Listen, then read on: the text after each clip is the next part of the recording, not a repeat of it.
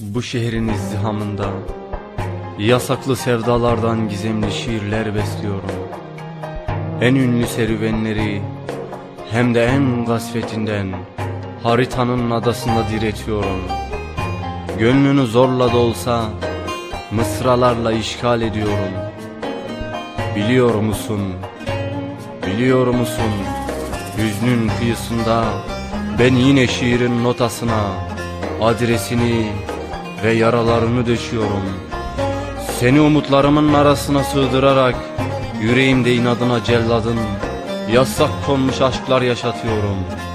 Islak gülüşler bırakıyorum albümüne, mülteci yaşamını anlarlar diye önüne mağdurların hasretini döşüyorum. Kızıl dağlarında bir ressam gibi zerin ve maviye boyuyorum düşümün ötesindeki fotoğrafları.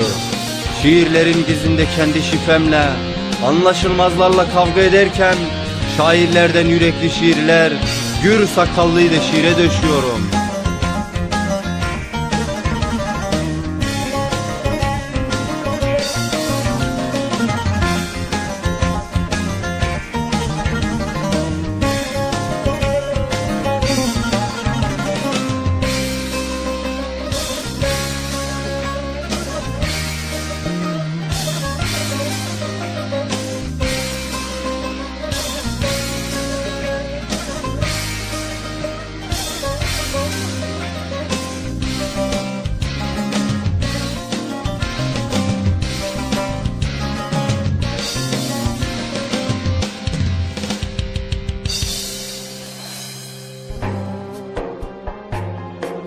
Anlamazların inadına alacak karanlıklarında şafakların nöbetindeyim.